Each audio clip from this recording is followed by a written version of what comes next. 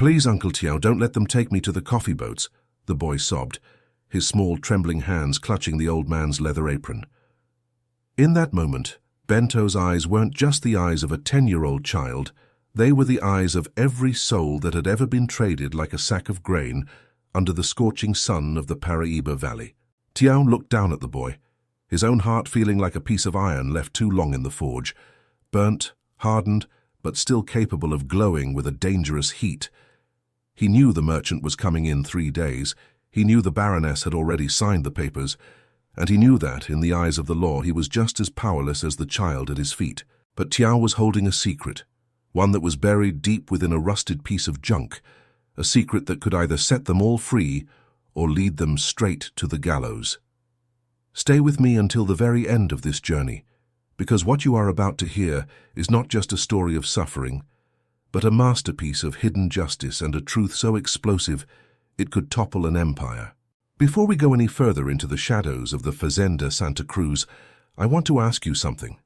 If you were in Tiao's shoes, would you risk everything for a boy who wasn't your blood? Leave a comment below and rate this story from 0 to 10 as we move through it. And if you value stories of courage and redemption, make sure to subscribe to the channel and join our community. Your support is what keeps these voices from the past alive. The year was 1870, and the air in the Paraiba Valley was thick with the scent of damp earth, roasting coffee beans, and the unspoken misery of those who made the Alencar family rich. Tiao was a man who seemed to have been carved out of the very jacaranda trees that lined the plantation. His skin was the color of rich, dark soil, and his hands were a map of 40 years of labor. He was the plantation's blacksmith, a blacksmith of souls, as the others called him, because he didn't just mend the iron gears of the coffee mills, he fixed the broken spirits of his brothers and sisters with a quiet word or a shared piece of bread. Tiao lived in a small soot-stained shack near the forge. His life was a cycle of heat and hammers, punctuated by the tolling of the plantation bell. That bell was the heartbeat of the Fazenda Santa Cruz, and every time it rang it reminded Tiao of what he had lost. Decades ago, his only daughter had been sold to a plantation in the south, torn from his arms while he was forced to stand still, his feet bound by the very chains he had been made to forge. Since then, Tiao had moved like a ghost, a hollowed-out man who spoke only when necessary. He was the Baron's most loyal servant, not out of love but out of a survival instinct that had kept him alive while others fell to the lash or the fever. The only light in his dim world was Bento. The boy was an orphan, a spindly child with a quick laugh that seemed out of place in such a dark world. Tiao had protected him from the overseer's whims, teaching him how to read the clouds and how to find water in the dry season. But now, even that light was about to be extinguished. The atmosphere at the Fazenda Santa Cruz changed the moment Baron Dimas de Alencar took his last breath. The Baron had been a man of contradictions, a silver-tongued aristocrat who could quote poetry while signing an order for a public whipping. When he died, a heavy silence fell over the plantation, but it wasn't the silence of mourning. It was the silence of fear. Everyone knew that while the Baron was a lion, his wife, Baroness Isadora, was a viper. Isadora was a woman who wore her cruelty like a silk shawl. She was obsessed with the Alencar name, with the gold hidden in the family vaults, and with the power she held over the hundreds of lives on her land. To her, the enslaved people were not humans. They were inventory, assets to be liquidated to pay for her imported French perfumes and the gambling debts her husband had left behind. The day of the reading of the will was a day of high drama. The elite of the valley, the judge, the colonel, and the parish priest, all gathered in the opulent candlelit parlor of the Casa Grande. The room smelled of expensive tobacco and beeswax. Isadora sat at the head of the long mahogany table, her black mourning veil barely hiding the predatory glint in her eyes. She expected to be named the sole heir to the vast lands, the thousands of coffee trees, and the grand house itself. The lawyer, a nervous man with spectacles that kept slipping down his nose, began to read. As expected, the lands and the fortune went to Isadora. There were small bequests to the church and distant cousins, but then the lawyer hesitated. He cleared his throat, his eyes darting toward the corner of the room where Tiao had been ordered to stand, a silent witness to the distribution of a world he built but could never own. "And finally," the lawyer whispered, his voice trembling, "to my loyal blacksmith, Tiao, I leave a specific and singular item. He is to receive the broken plow that sits in the back of the north tool shed. It is his to keep, his to use, and his to cherish as a symbol of his long service." A silence so heavy it felt physical descended upon the room. Then Isadora began to laugh.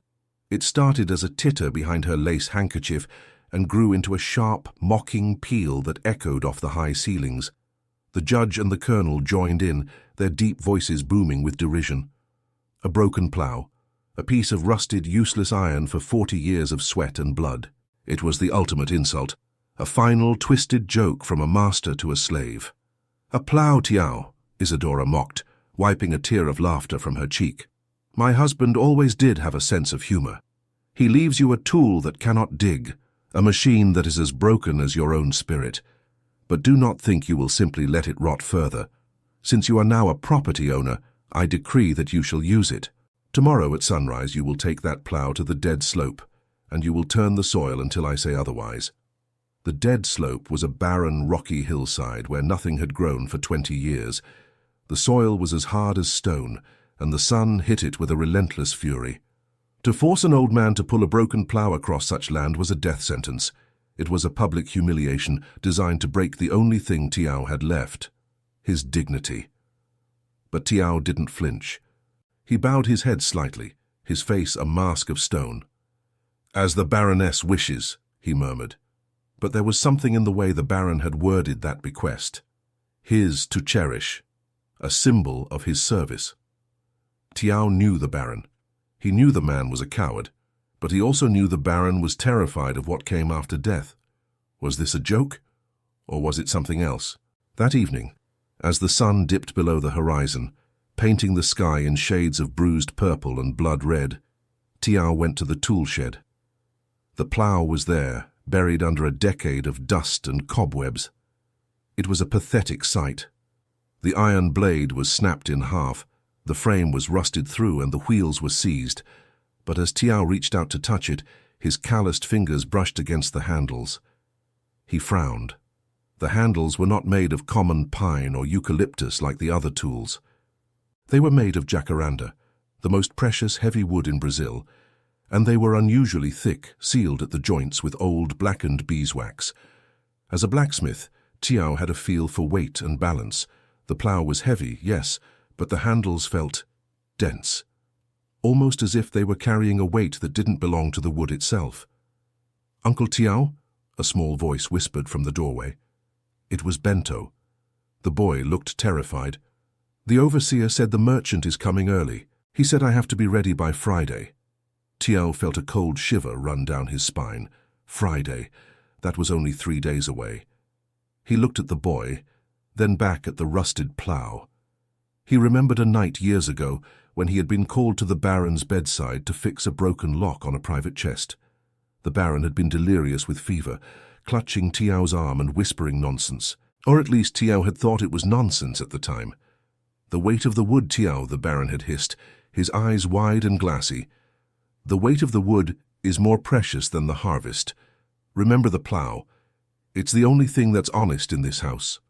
At the time, Tiao had dismissed it as the ramblings of a dying man, but now, standing in the dark shed with the boy's life hanging in the balance, those words began to pulse in his mind like a heartbeat. He realized that the Baron hadn't left him a piece of junk. He had left him a vessel. But what was inside? And would it be enough to stop Isadora? The Baroness was already planning the party to celebrate the sale of the surplus labor, including Bento.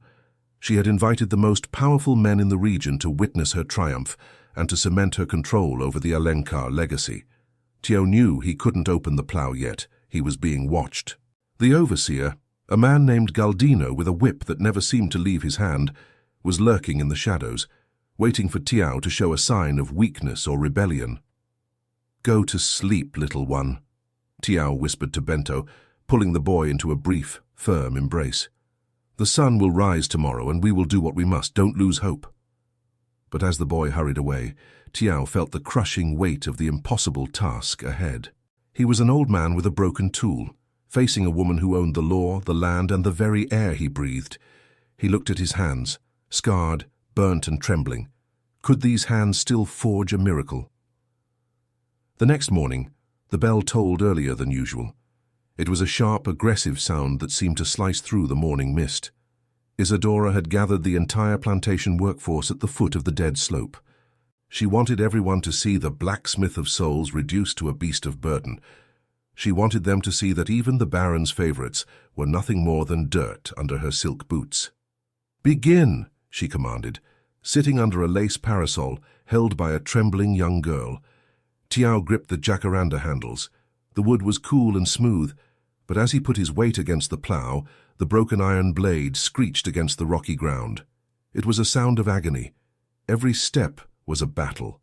The rocks tore at his feet, and the sun began to bake the hillside. The other workers watched in a forced, painful silence. Some turned their heads away, unable to look at the humiliation of a man they respected so deeply. But Tiao wasn't looking at the crowd. He was focused on the handles. As he pushed, he felt a slight vibration. Something was shifting inside the wood. Something that didn't feel like grain or fiber. It was the sound of paper, dry, old paper, rustling in a hollow space.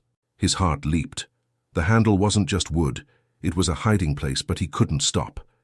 If he stopped now, Galdino would be on him in a second. He had to wait for the cover of night. He had to endure the heat, the mockery, and the pain for just a few more hours. But as the hours dragged on, Tiao's strength began to fail. His breath came in ragged gasps and the world began to tilt. "Look at him," Isadora laughed, pointing her fan at the stumbling old man. "He struggles with the truth of his station. Push, Tiao. Show us the value of your inheritance." Tiao fell to his knees, his forehead pressing against the hot, dusty earth. For a moment he thought this was the end. He thought the Baroness had won. But then he felt a small hand on his shoulder. It was Bento, who had risked a lashing to bring him a tin cup of water. "Drink, uncle," the boy whispered, his eyes full of a courage that shamed the men standing around them. Tiao took a sip, the water tasting like life itself. He looked at Bento, then at the plow. He realized that he wasn't just pulling a piece of iron, he was pulling a key, and that key was the only thing that could unlock the chains around Bento's future. With a roar that seemed to come from the very earth itself, Tiao stood up. He gripped the jacaranda handles with a strength he didn't know he still possessed. He pushed the broken plow forward, the iron screaming, the dust rising, and the secret within the wood waiting for the moon to rise. But what Tiao didn't know was that Galdino, the overseer, had seen the way Tiao looked at those handles. He had noticed the beeswax seal. And Galdino was a man who knew that in the Paraíba Valley, a slave with a secret was a slave who needed to be silenced. As the sun began to set, casting long, jagged shadows across the dead slope, the first part of the Baron's plan was in motion. But the danger was only beginning. Would Tiao be able to open the handle before Galdino found him? What exactly had the Baron hidden that was worth more than the harvest? And most importantly, would it be enough to save Bento from the merchant's boat? The truth was about to surface, and when it did, the Fazenda Santa Cruz would never be the same again. The night was a heavy velvet shroud over the Fazenda Santa Cruz, broken only by the mournful rhythm of the crickets and the distant rhythmic pounding of the watermill. Tiao sat on the dirt floor of his forge, his back against the cooling stone of the furnace. His muscles screamed with every breath, and the skin on his palms was raw and weeping from the day's labor on the dead slope. But the physical pain was a dull roar compared to the sharp, icy fear in his chest. He looked at the broken plow leaning against the soot-stained wall. To anyone else it was a piece of junk. To the Baroness it was a weapon of humiliation. But to Tiao it had become a puzzle that held the weight of 100 lives. "Uncle Tiao, your hands, they're bleeding," a soft voice whispered from the shadows. Bento stepped into the flickering light of a single tallow candle, his eyes wide with a mixture of terror and devotion. The boy reached out, his small fingers hovering over the angry red welts on Tiao's arms. Tiao didn't move. He didn't want the boy to see him tremble. Blood is just the price of truth, Bento, he said, his voice a low rasp, and the truth is often buried deeper than the roots of the coffee trees. Now listen to me. I need you to stand by the door. If you see the glint of Galdino's buttons or hear the jingle of his spurs, you whistle low like a nightjar. Do you understand? The boy nodded solemnly and took his post. Tiao turned his attention back to the plow. He reached for a thin, sharp chisel he had forged years ago, a tool meant for the finest clockwork, not for heavy farm equipment. He began to scrape away the blackened beeswax that sealed the joints of the jacaranda handles. The wax was old, stubborn, and smelled of honey and rot. But as the wax gave way, Tiao felt a hollow vibration. It was exactly as he had suspected. The handles weren't solid. They had been meticulously bored out, a feat of craftsmanship that must have taken weeks of secret labor. With a final, agonizing twist of the chisel, the end cap of the right handle popped free. Tiao's breath hitched. He didn't find gold. He didn't find diamonds. He found a tightly rolled cylinder of parchment, wrapped in oilcloth to protect it from the damp. His hands shook as he unfurled the first document. He wasn't a man of letters, but 40 years in the Baron's study, mending locks and iron safes, had taught him how to recognize certain things. He recognized the golden embossed seal of the Brazilian Empire. He recognized the flowing, aggressive script of the Alencar family. But what he saw next made his blood turn to ice. It was a deed. But it wasn't a deed for the Alencars. It was a transfer of ownership, dated 40 years ago, stating that the Fazenda Santa Cruz, the land, the house, and every soul upon it, had been lost in a gambling debt to a free black merchant from Rio de Janeiro named Joaquim de Souza. The Alencars were not masters. They were thieves. They were squatters who had built a dynasty on a forged foundation, likely murdering the rightful heirs' representatives to keep their secret. Tiao felt a wave of nausea. Every lash, every death, every child sold south. It had all happened under a lie. But there was more. He pulled out the second roll of paper. His eyes blurred as he saw his own name. I, Dimas de Alencar, being of sound mind but heavy heart, do hereby grant full and unconditional manumission to the following individuals. Tiao whispered the words, his voice cracking. He saw the names of 20 of his brothers and sisters, people who had died in the fields, people who were still bent over the coffee rows at this very moment, and at the top of the list his own name. The Baron had freed them years ago. He had signed the papers, sealed them with the imperial mark, and then he had hidden them. He had kept them in chains, not because the law required it, but because he was too cowardly to face his wife's wrath or the loss of his best workers. "Uncle, what is it?" Bento whispered from the door, his voice urgent. "It's everything, Bento," Tiao said, his eyes burning. "It's the key to the gates." But he knew he couldn't just walk out. The Alencars had the judge in their pocket. They had the colonel's militia. A slave with a piece of paper was just a target for a bullet. He needed more than just the truth. He needed a way to make the truth undeniable. And that was when he noticed the final item in the hollow handle. It was a small, heavy iron key, intricately carved with the image of a phoenix. Tiao recognized it instantly. It was the key to the Baron's private archive in the parish church, a place where even the Baroness wasn't allowed to go. "We don't have much time," Tiao muttered, tucking the documents into his tunic. "The merchant arrives on Friday. Today is Wednesday. We have 48 hours to turn this house of cards into a funeral pyre." But as he stood up, a shadow fell across the doorway of the forge. Bento let out a soft, choked gasp. Galdino, the overseer, stood there, his whip coiled like a sleeping snake at his hip. His eyes were fixed on the open handle of the plow.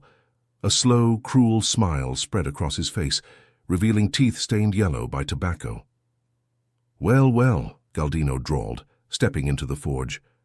"The old blacksmith is doing more than just mending tools. What did you find in there, Tiao?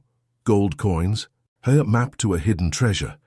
Tiao stepped in front of Bento, his hand instinctively gripping the heavy iron hammer on his anvil. "It's nothing but a dead man's trash, Galdino. Go back to your bottle." Galdino laughed, a cold, grating sound. "The Baroness said you were acting strange. She told me to keep an eye on you, and I've seen the way you hold those handles, Tiao. You hold them like they're made of silk and gold." Galdino stepped closer. The smell of cheap cachaça and sweat precedes him. "Give me what you found. Maybe I'll forget I saw you tampering with the Baroness's property. Maybe I'll even tell the merchant to pick a different boy for the boats." Tiao felt the hammer in his hand. It was heavy, it was familiar, he could end Galdino right here. But he knew that if he did, the truth would die with him. The plantation would be swarming with guards before the sun rose. "I have nothing to give you," Tiao said, his voice steady. Galdino's smile vanished. He reached for his whip. "We'll see about that. I've broken stronger men than you, old man. By the time I'm done, you'll be begging to tell me everything." But just as Galdino raised the lash, a voice rang out from the darkness outside, sharp and commanding. "Galdino, what is the meaning of this delay?" It was Baroness Isidora. She was standing in the courtyard, her black dress blending into the shadows, her face a pale, furious mask in the moonlight. "The boy needs to be crated for the morning transport," she snapped. "Stop playing with the blacksmith and do your job." Galdino hesitated, his eyes darting between Tiao and the Baroness. He leaned in close to Tiao's ear, his voice a poisonous whisper. "This isn't over. I'll be back for those papers. And if you've hidden them, I'll start with the boy's fingers."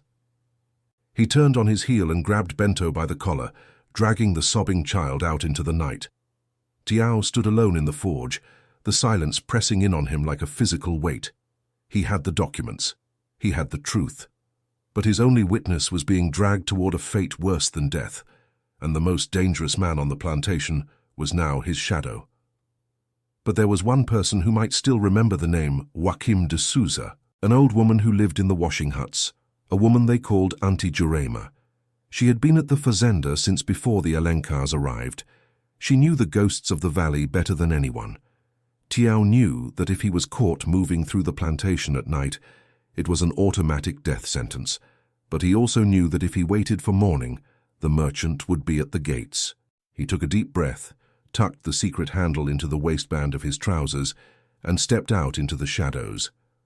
The hunt had begun, and the broken blacksmith was about to show the valley that sometimes the most dangerous thing you can do is give a man a tool he knows how to use. But he didn't know that Isidora had already sent a rider to the city. She wasn't just selling a boy, she was calling in a favor from the judge. She knew the plow was a secret. She just didn't know that Tiao had already unlocked it. And as the moon reached its zenith, a secret was about to be whispered in the washing huts that would change the course of history. But would Tiao live long enough to hear it? The shadows of the coffee trees felt like long, grasping fingers as Tiao slipped through the rows, his breath shallow and silent. Every snap of a twig sounded like a gunshot in the oppressive stillness of the valley. He wasn't heading for the forest to flee.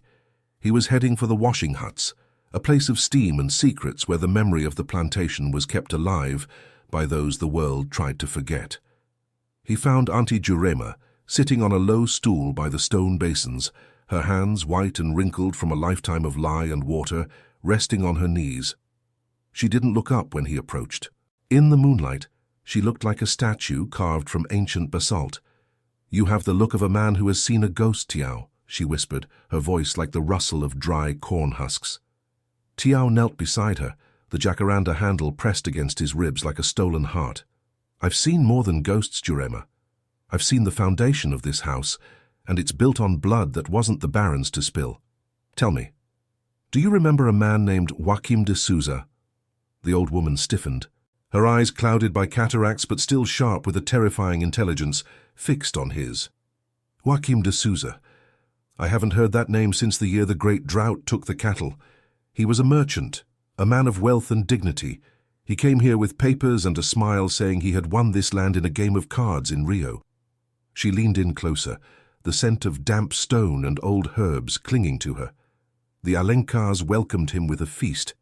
They gave him the best room in the Casa Grande, and the next morning they said he had left in the middle of the night, leaving a letter saying he had changed his mind and sold the land back to the Baron's father.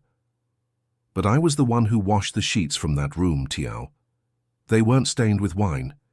They were stained with the kind of red that doesn't come out no matter how much lye you use. Tiao felt a cold sweat break out on his neck. "And the priest, Father Anselmo," Jurema spat on the ground, The priest's pockets are lined with Alenkar gold. He's the one who witnessed the new deed. He's the one who buried the merchant in an unmarked grave behind the chapel. But even a priest cannot hide the truth from the archive. There is a book, Tiao, a black book kept in the iron chest of the parish. It holds the real records of the souls and the soil. Tiao gripped the iron key in his pocket. It felt hot, as if it were still sitting in the forge. I have the key to that chest, Jurema. The Baron left it to me, hidden inside a broken plough. Jurema let out a low, wheezing laugh. Then the coward finally found his spine, even if it was only after he was in the ground. But be careful, blacksmith. Isadora knows something is wrong. She hasn't slept since the reading of the will. She's like a tigress protecting a den of stolen meat. But that was only the beginning of the nightmare, the narrator's voice would emphasize here. Because as Tiao turned to leave, he saw a flickering light moving toward the washing huts. It wasn't the steady glow of a lantern, it was the erratic dance of a torch. Go, Jurema hissed, pushing him toward the back of the huts. If they find you here, they won't wait for the judge. They'll string you up from the great fig tree before the sun touches the hills. Tiao vanished into the darkness, just as Galdino and two other men burst into the clearing. Galdino's face was twisted with a frustrated rage. He had lost Tiao in the coffee rows, and he knew that every minute the old man was free, the Baroness's world was at risk. "Where is he, old woman?" Galdino roared, kicking over a basin of soapy water. Jurema didn't flinch. "I see many things in the water, Fator, but I don't see your blacksmith. Perhaps he has turned into a bird and flown away from this cage." Galdino growled and grabbed her by the arm, but the sound of a distant, frantic horse approaching the Casa Grande distracted him. A rider was coming, a messenger from the city. Tiao, watching from the tall grass, felt his heart sink. He realized that the clock wasn't just ticking for Bento, it was ticking for the entire truth. The Baroness was making her move, and she was bringing the law with her. He looked at the iron key. He had the proof of the theft. He had the manumission papers. But he was one man against a system designed to crush him. He needed more. He needed to reach that church archive before the sun rose on Friday. The plough was the key, but the church was the lock, Tiao whispered to himself. He had to make a choice, save Bento tonight and risk being caught as a fugitive, or leave the boy in Galdino's hands and head for the town to secure the evidence that could free everyone. It was a choice that would tear his soul apart. But as the first light of dawn began to grey the horizon, Tiao knew that a blacksmith doesn't strike until the iron is at its hottest, and the heat was rising. The first rays of the Thursday's sun hit the Paraíba Valley like a blow to the back of the neck. It was the penultimate day. By tomorrow's sunset, Bento would be on a mule train headed for the coast, and from there to a life of salt and sorrow in the southern ports. Tiao stood at the base of the dead slope, his hands trembling as he gripped the jacaranda handles of the broken plough. He wasn't pushing it anymore. He was holding onto it like a drowning man holds a mast. From the porch of the Casa Grande, Baroness Isadora watched him through a pair of ivory opera glasses. Beside her stood Judge Viana, a man whose belly was as large as his conscience was small. They were sipping coffee, the steam rising between them like a veil over their corruption. "He's a stubborn one, isn't he?" the judge remarked, his voice carrying on the morning breeze. "He is a relic," Isadora replied, her voice cold and sharp. "A relic that thinks a dead man's favor can protect him. But tomorrow the merchant takes the boy, and on Saturday I'll have the blacksmith broken for good. There is no room for souls in a business of coffee." Tiao heard them. He felt the weight of the iron key in his pocket and the hidden documents pressed against his skin. He knew he couldn't wait for the cover of another night. He had to move now, while they were distracted by their own arrogance. He looked toward the warehouse where Bento was being held. The boy's face was visible for a second behind the wooden slats, a small pale ghost waiting for a miracle. "I'm coming, little one," Tiao whispered. "But first, I have to find the hammer that will shatter this house." But as he turned to leave the slope, a shadow blocked the sun. Galdino was there, leaning against a cedar tree, cleaning his fingernails with the tip of a wicked-looking knife. "The Baroness said you were to stay on the hill until the bell rings, old man. Where do you think you're going?" Tiao didn't blink. He felt a calm he hadn't known in 40 years. "The plough is broken, Galdino. I'm going to the forge to fix the iron, unless you want to explain to the Baroness why her inheritance is sitting idle." Galdino spat on the ground, his eyes narrowed with suspicion. "Go, but I'll be right behind you, and if I see you talking to anyone, especially that old witch in the washing huts, I'll take it out of the boy's hide." Tiao moved toward the forge, but his mind was on the parish church 2 miles down the road. He knew Galdino would follow him to the forge and wait. He needed a distraction. He needed someone who knew the secret paths through the forest. He needed the Brotherhood. He reached the forge and began to pump the bellows, the fire roaring to life. The heat was intense, but it was nothing compared to the fire in his heart.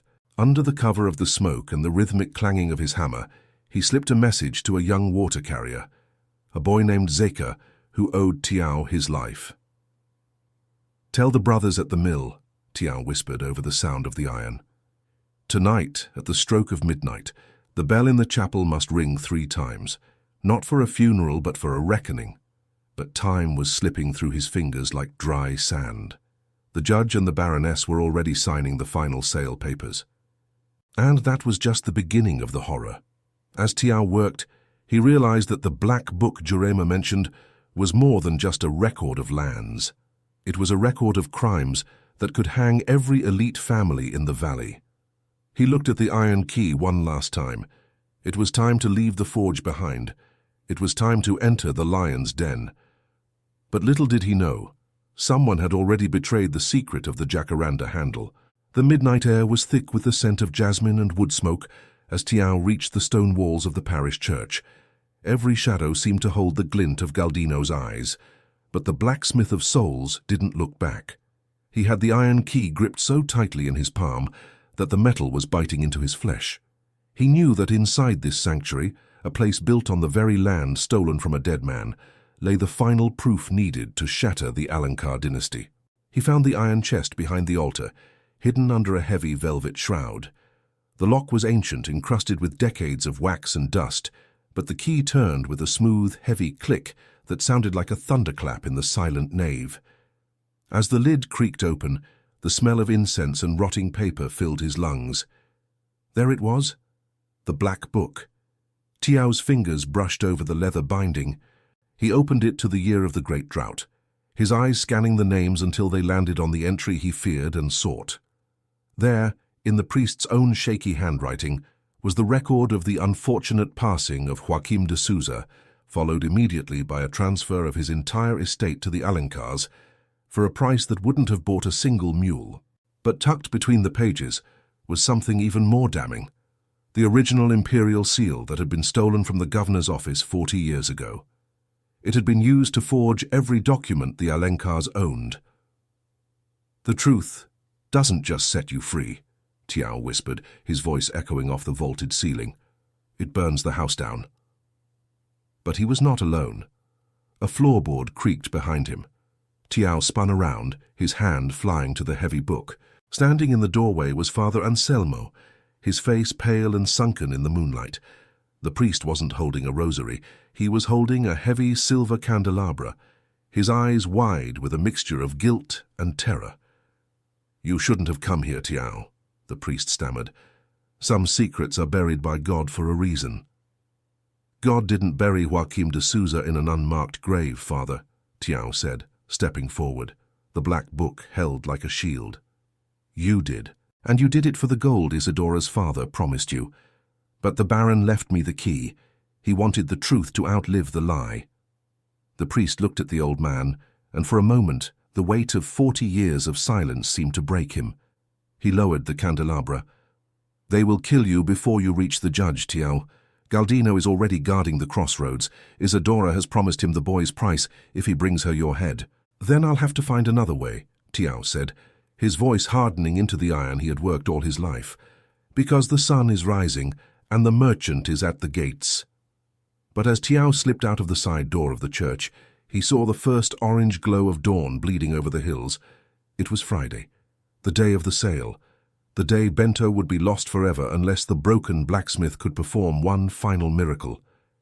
He didn't head for the crossroads. He headed back to the plantation, moving through the dense forest paths only the brothers knew.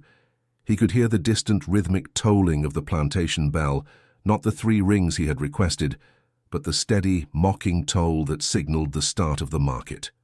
But he was not defeated, the narrator would remind the audience, because as Tiao reached the edge of the coffee fields, he saw a sight that made his heart soar. The workers weren't in the rows. They were gathered in the central courtyard, a silent, dark wall of humanity, standing between the Casa Grande and the merchant's wagon. The stage was set for the final confrontation. The Baroness was on the balcony, her face a mask of fury, while Galdino paced the ground below like a caged wolf, and in the center of it all Bento stood bound, his small face wet with tears. The truth was in Tiao's hands, but the power was still in Isadora's. And as the judge's carriage pulled into the gates, Tiao knew that he had only one shot at justice, but he didn't know that the most dangerous secret was still waiting to be revealed. The sun was high now, casting short, sharp shadows across the dusty courtyard. The merchant reached out his hand, his fingers closing around Bento's thin arm to pull him toward the wagon. "No!" the boy screamed, a sound that tore through the heavy silence of the plantation. At that exact moment, the crowd of workers parted like a dark sea. Tiao walked into the center of the circle. He wasn't stooped or trembling. He carried the jacaranda handle of the broken plow like a scepter of ancient kings. "Release the boy!" Tiao's voice boomed, vibrating with a power that made the horses neigh in fear. Baroness Isadora leaned over the balcony, her face contorting into a mask of pure hatred. "Galdino, kill that dog, take the handle and break his ribs with it." Galdino lunged forward, his whip raised, but Tiao didn't flinch. He reached into his tunic and pulled out the black book and the parchment with the imperial seal.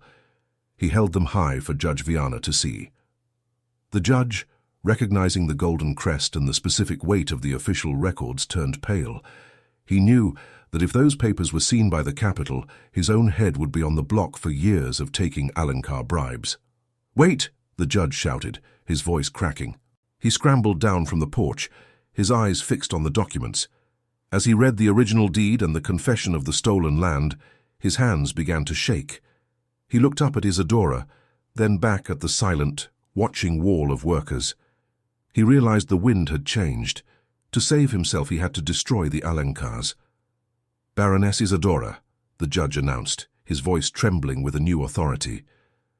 "These documents prove your family has occupied this land through forgery and murder. Under the name of His Imperial Majesty, the Fazenda Santa Cruz is hereby seized. You are stripped of your title and your lands." The silence that followed was absolute. Isadora collapsed into her chair, the ivory glasses shattering on the stone floor. Galdino, seeing the game was up, dropped his whip and tried to vanish into the coffee rows, but he was met by a wall of workers who no longer feared the lash. The fall of the House of Alencar was swift and brutal.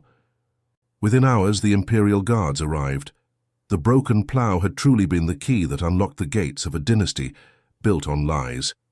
Months later, the Paraíba Valley looked different.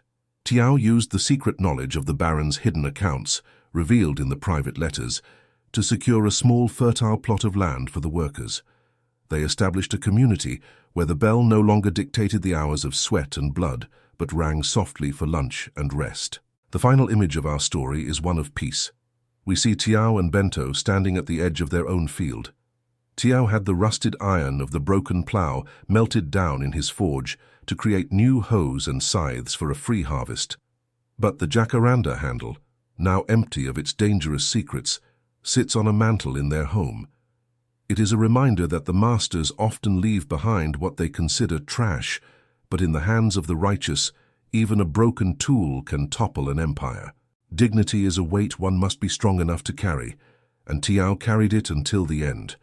If this story of hidden justice touched your heart, please subscribe to the channel to help us tell more stories like this. Your support means the world to us. Please leave a comment with a rating from 0 to 10 for Tiao's journey. I truly want to know what you thought of this ending. Thank you for staying with us until the very last word.